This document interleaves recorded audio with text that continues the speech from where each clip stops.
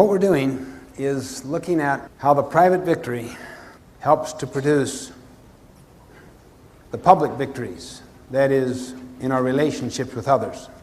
And this is where habits 4, 5, and 6 are involved. Habit 4, as you know, is to think win-win. Habit 5, to seek first to understand, then to be understood. And habit 6 is to synergize. So, do you want to come up and help me a minute? Look strong and healthy. Need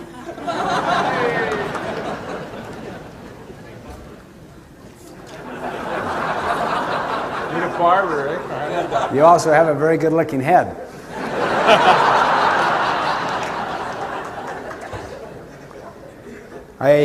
Ron, have never lost an arm wrestle. Okay. And I don't intend to now. You're either going to be down there or I'm going to be down there. Okay? Now,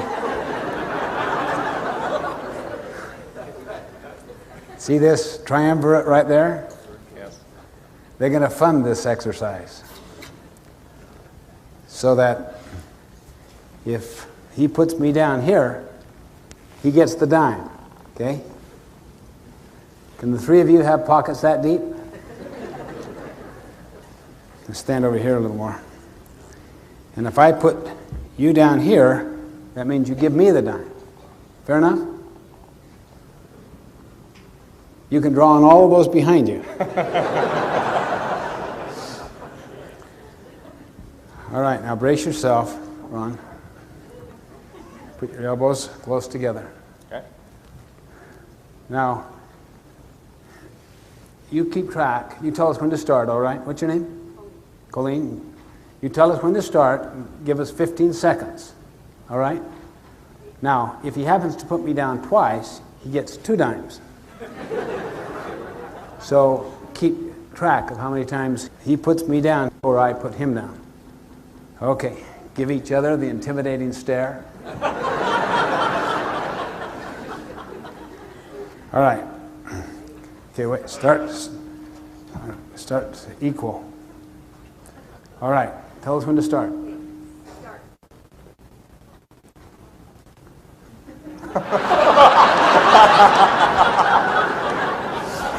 It's faster if we both win. Yes, I see.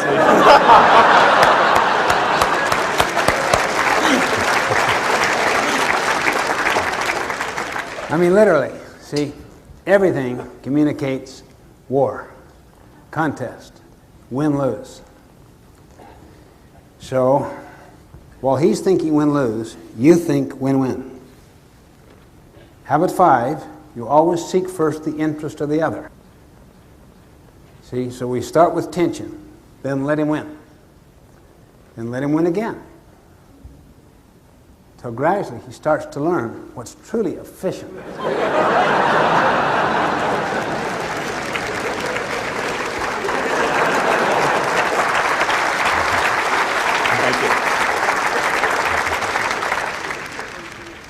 He learned fast, but most people, seriously, I've had some situations where they just literally hold me down. And I say to them, let's let you win again.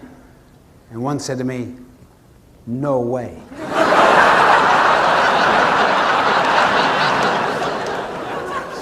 I mean, seriously, win-lose poisons the mind. You don't trust anything, see? Habit 4, think win-win, lies at the very heart of all relationships. Think win-win is the habit of mutual benefit. It's the habit of the golden rule. It's the habit of abundance. The underlying paradigm or principle is abundance. There is plenty out there and to spare. So you don't have to be threatened by the strengths of other people. You can nurture competency around you higher than your own. It doesn't threaten you. You can share knowledge. You love to share knowledge. You can share recognition, gain, profit. But if people derive their sense of worth from being compared from the external, from the social value system out there, how well they stack up, they're always in a state of anxiety. They're always studying the pecking order. They're concerned about how they're dressed, how they look. They're into posturing, and they are threatened by competency around them. They feel that if they share knowledge, they lose unique advantage. It gives others the same awareness they have. They lose some power. If they share power, they have less. It's like a piece of pie. There's only so much. If you get the recognition, I may not get it.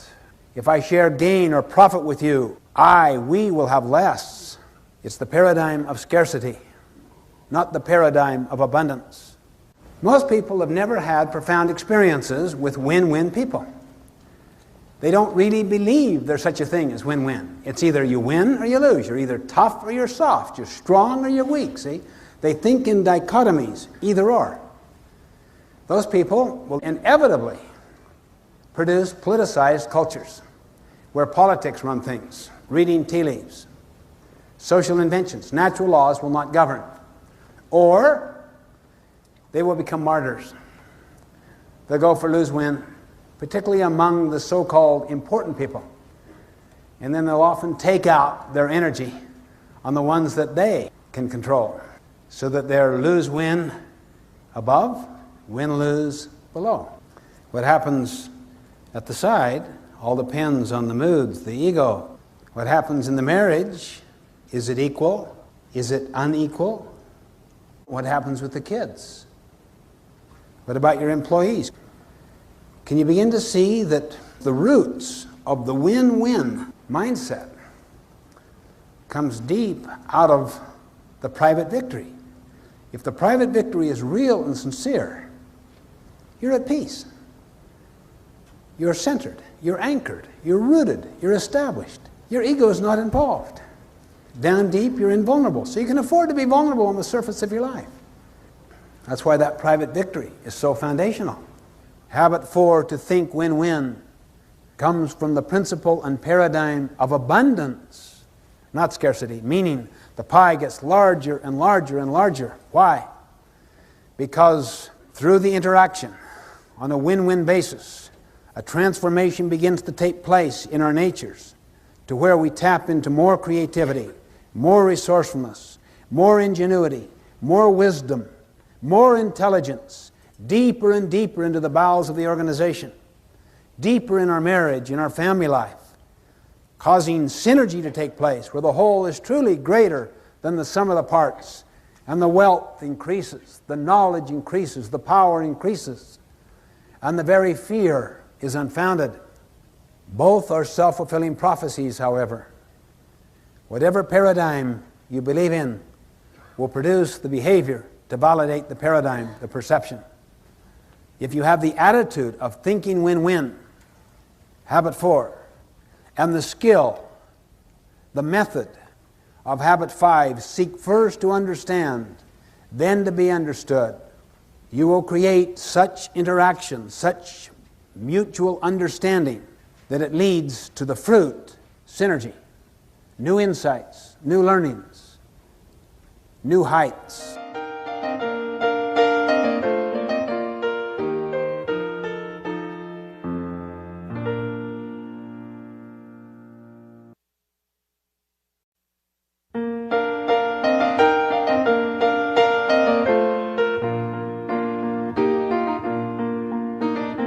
It all has to start with the person.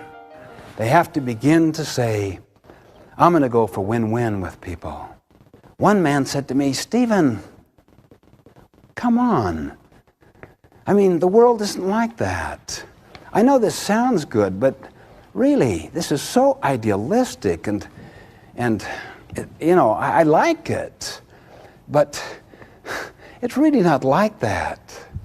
I said, well, why don't you go for win-lose? He said, well, most of the time we do. Or lose-win. Sometimes we have to do that, but it is a competitive world.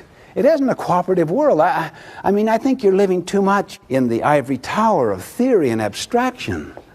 I said, well, I better listen to you a little more. Okay, he said, I'll tell you. He said, we try to go for win-win. We listen to your counsel. and tried to practice it. In fact, just recently, we were renegotiating our lease arrangements with the mall operators and owners. And we had a win-win attitude. We were open, we were conciliatory. They saw that as weakness, as softness, and they moved in, and they took us to the cleaners. Why did you go for lose-win? We didn't. We went for win-win. I thought you said they took you to the cleaners. Yeah, they did. In other words, you lost and they won. That's right. Well, what's that called? And it was if lights went on. I did. I went for lose-win. I didn't go for win-win. Lose-win is not win-win at all. See, people who think in dichotomies believe that lose-win, being nice, being soft, is win-win.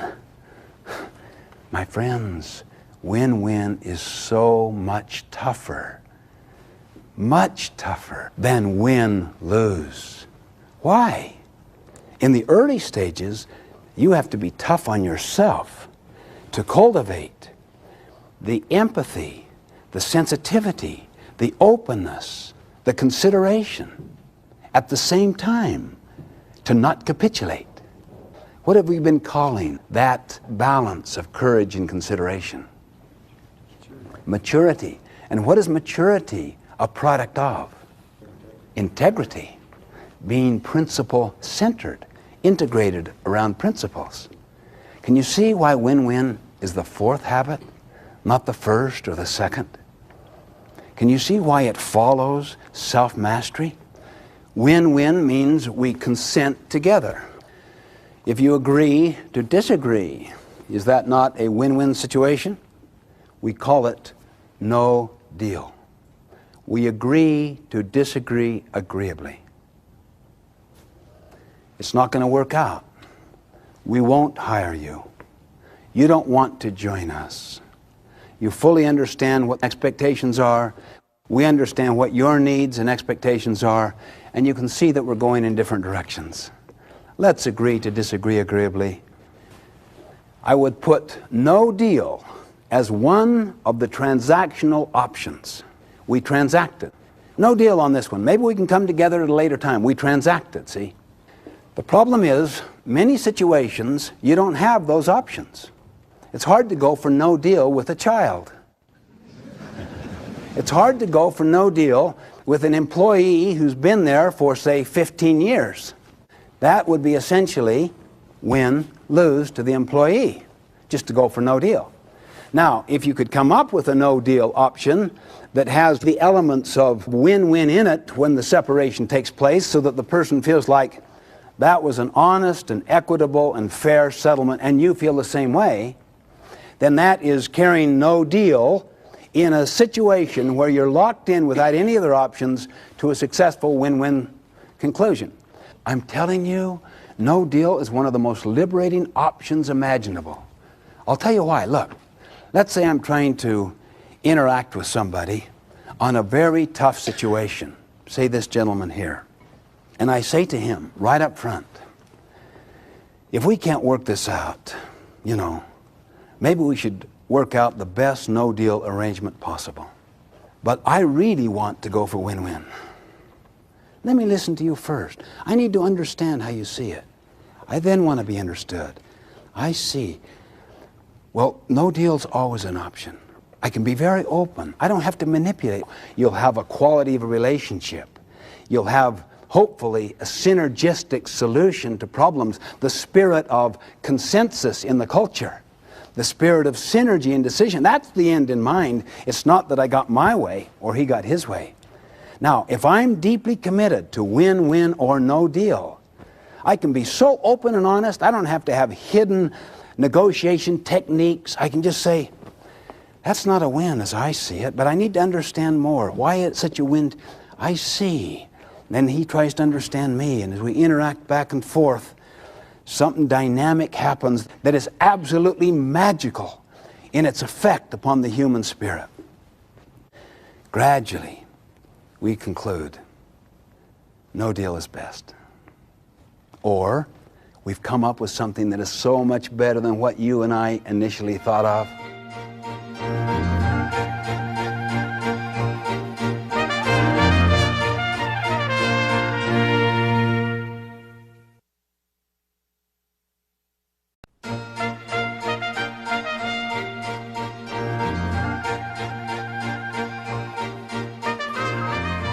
Very few people have had profound scripting in win-win. How many of us here have had scripting, that is, socializing processes from many experiences in many settings toward win-lose? How many have been scripted or mentored a little more toward lose-win? How many have been scripted that when you really get into interdependent situations where you have to cooperate in order to accomplish a commonly desired goal, that the best you can come up with, realistically, is compromise? How many have been scripted in that way? We're talking here about these scripting sources, where people get their models and their mentors. Entire cultures, entire groups or organizations, not just individuals, script. You almost get absorbed into the milieu, the climate of an organization or a family, and a lot of people never even think about it. It's the air they breathe. They never question it. It's like the pair of glasses. You never really question the lens. That's literally how the scripting toward win-lose or lose-win, or just the kind of narcissistic, selfish approach of win starts. Let's just look at some of those. First, the family. Particularly if love is given conditionally. In most people's lives, they've been powerfully scripted toward win-lose. The key scripting, the key mentoring and modeling is in the first few years with the family. That's why I often say to parents that the kindest thing that a husband or a wife can do for their children is to treat the husband or the wife, the spouse, with tremendous respect and love and consideration, and to model in the home a win-win approach to problem solving, rather than a fighting approach or a flighting approach, kind of giving up. Always be grateful for the child that tests you the most, because it's that child that enables you to show unconditional love, love without condition. And when the other children sense that, they too know they are loved unconditionally. But if you love conditionally, and you've got one that really tests you to the very limits, and you, in a sense, give in to a win-lose spirit, or a lose-win spirit, to where you just kind of bag the child, just have your way, do your thing, or whatever, you've instantly communicated to the rest, when push comes to shove, if it gets too far, you too will be loved conditionally. And the root of unconditional love is so basic to the concept of the abundance mindset, see, to where your security comes from within instead of from without, where you compare it to other people. Because if you're constantly in a state of comparison, then obviously you're going to be scripted emotionally toward win-lose. So basic. And that's in the family. And there are so many things you can do in the family. The most foundational one is how you treat your spouse. And then how you treat the child that tests you the very most.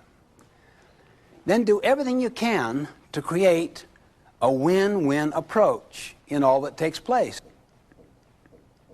We used to do our family work parties on Saturday morning.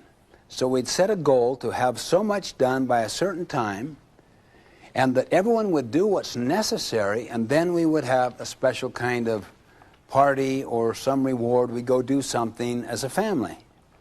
In bowling, we would go for a family score instead of just for individual scores.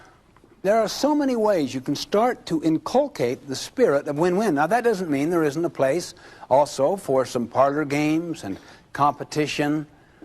The key thing is that there's respect for both forms of human interaction.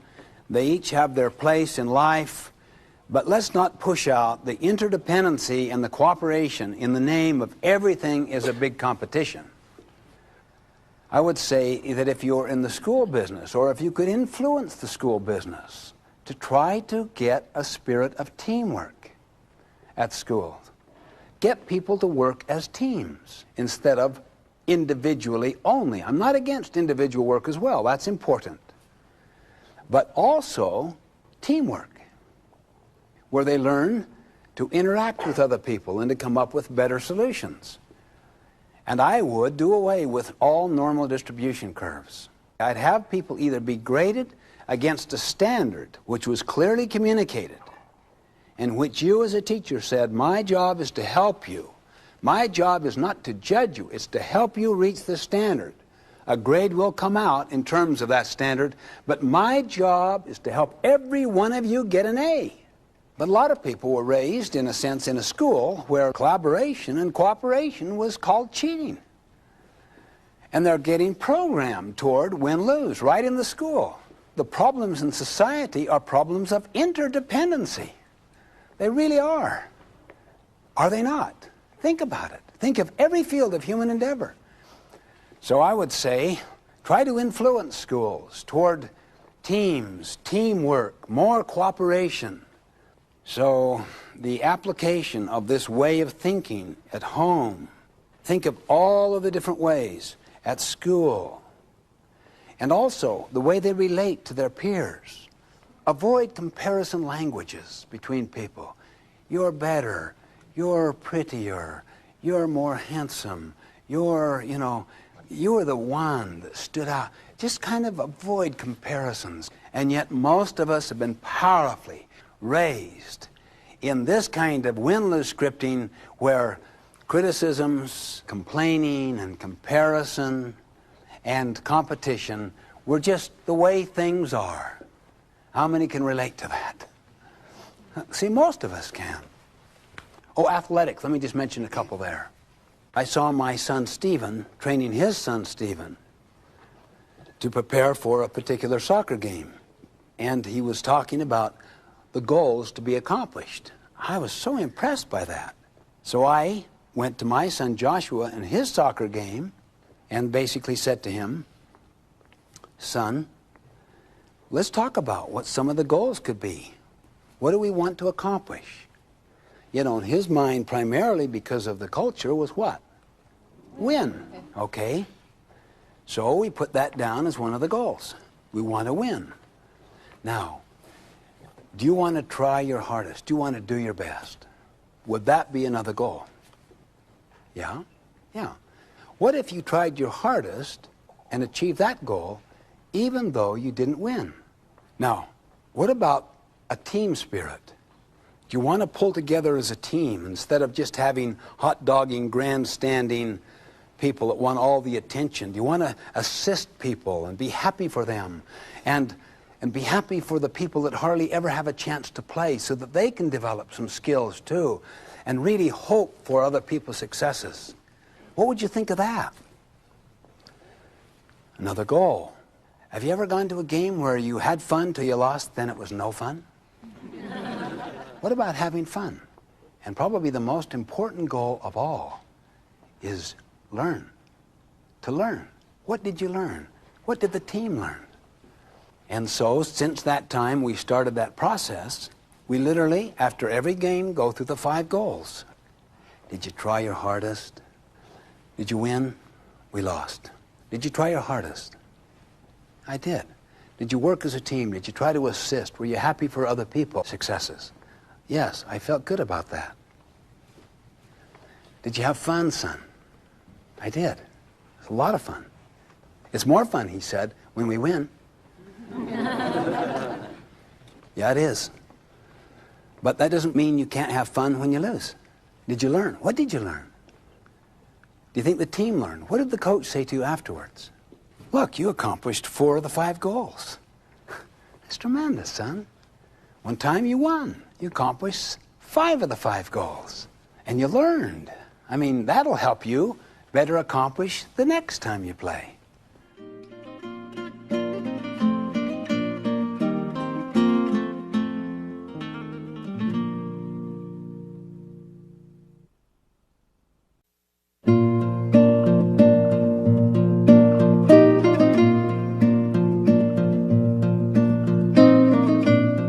Let's look at 4 dimensions of win-win. First, the character. I suggest these three fundamental characteristics. First, integrity. Integration around principles, around natural laws. Second, the fruit of integrity is maturity, courage balanced with consideration, self-confidence balanced with respect for others, ego strength balanced with empathy, I and thou, maturity. Third, abundance, an abundance mentality, an abundance mindset, to not interpret life as a competition, as a contest. I suggest both maturity and abundance, the abundance mentality, are the fruits of integrity. So habit 4, think win-win. Not win-lose, not lose-win. And not just win. Thinking just win. You know, some people get their metaphor of life from their high school football coach at halftime. And so when their spouse takes them on, what do? Fight. Compete. Win. Others will go for lose-win. Step on me again. Everyone else does. I'm a martyr. I'm no good. The dichotomy. You're either strong or you're weak. It's hard or it's soft. You win or you lose. Lose. Just the position of lose alone. I don't care whether you win or lose, I lose. This is how I see myself. Now, study the transactions. Look at every transaction as a moral one. There's a good and a bad side. You can take advantage, maybe. You can go for win-lose. You can really push your child and unkindly force your child or your employee who is so dependent upon you economically to do something that he or she doesn't want to do, maybe either for ethical reasons or competency reasons or time reasons or whatever. You can do it, but you know you've overstepped the bound. Anytime you use authority or position out of your own vain ambition, you are, in a sense, taking a withdrawal from the emotional bank account, and your influence will be eroded away. Ultimately, you cannot maintain influence. The goose will die. Abundance comes from maturity, which comes from integrity. Integrity is the root.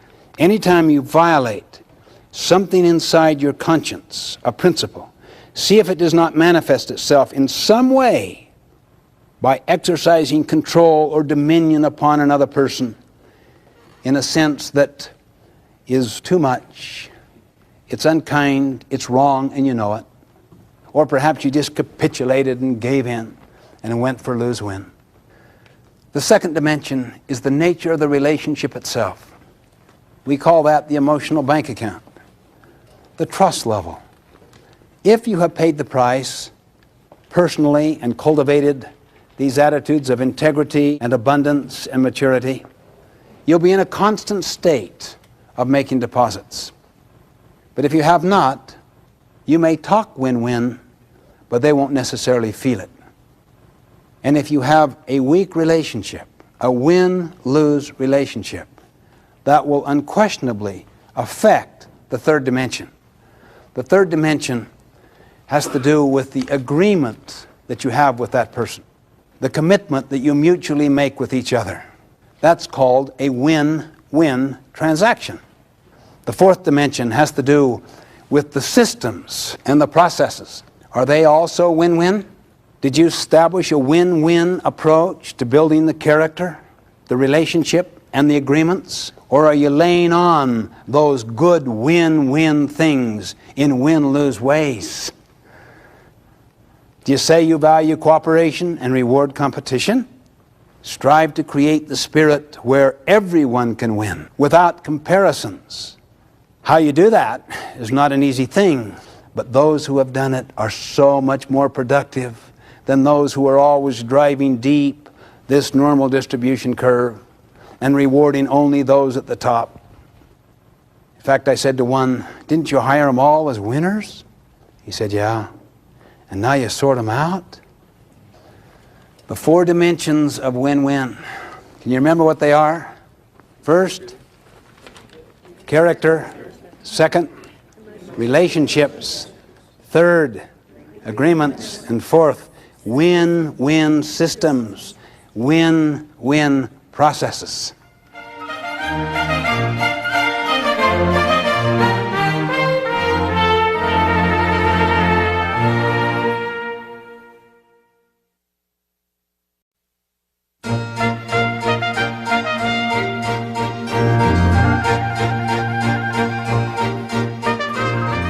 You know my green and clean story.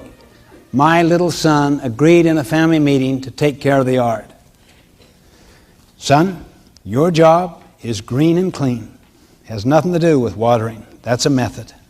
Let me show you what green looks like, son. Let's go over to our neighbor's house." "That's the color we're after, son. Compare that with our yard, which I've been taking care of. Clean means let's clean up half of it. Now notice that compared to that. That's green and clean, son. 2 weeks to train this little kid in green and clean. Now, son, how you do that is up to you. I'd tell you how I do it if you want." "How would you do it, Dad?" "I'd turn on the sprinklers. But you may want to use buckets or hose or spit all day long. All we care about is what, son? Green and clean. What's green look like? Good. What's clean? Good. It's your job, son. Guess who your boss is, son? Who? You boss yourself. Guess who your helper is? Who? I am. You boss me. I do? Many times I'm away. Many times I'm very busy with other things. But if I ever have any time, you need help, you just tell me what to do and I'll do it. And guess who judges you, son? That's right, you judge yourself. How do you think you judge yourself, son? Green and clean. What's green now? What's clean now? Good. Is that a deal, son? You think about it for a day or two. Saturday. How do you feel, son? I'll do it. Do what? Green and clean. How? That's up to me. Who's your boss? I boss myself. Who judges you? I judge myself. How do you judge yourself? Green and clean. What's green? Good. Clean? Good. Who's your helper? You are if you have time. What if I don't have time? I got to do green and clean. Is that a deal, son? Deal was made. You did nothing.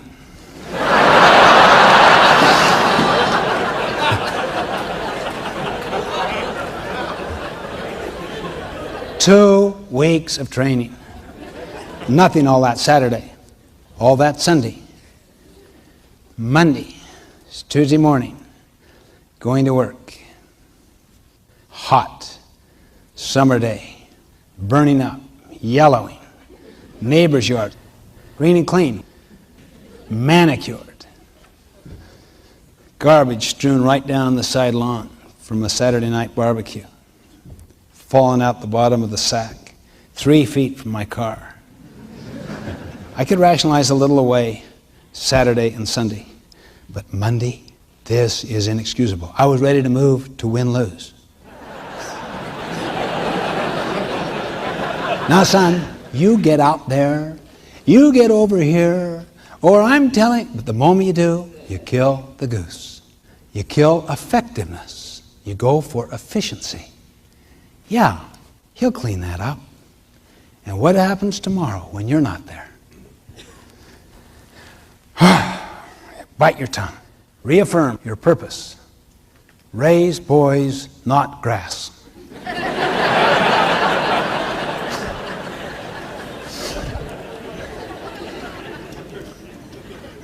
I'll see what it looks like tonight. I could hardly wait to get home. Driving, going around the corner, there where my yard was. Tuesday afternoon. More cluttered, more yellow than ever. My son across the street, playing ball in the park. I was burning. We'd agree that we'd walk around the yard twice a week, and he'd show me how it's going. "Hi, son. How you doing?" I was faking it totally. "Just fine, Dad. How's it going in the yard, son?" "Just fine, Dad." That was his accountability. Why? I violated our agreement. I knew that. That's not what we agreed to do. I bit my tongue. After dinner, why don't we walk around? You can show me how it's going. Before we got to the door, you could see his lip. By the time we got out to the front yard, just open bawling. It's so hard. I mean, what was hard? He hadn't done one single thing. I'll tell you what hard is moving up the level of initiative. If you nag people enough, work is the course of least resistance.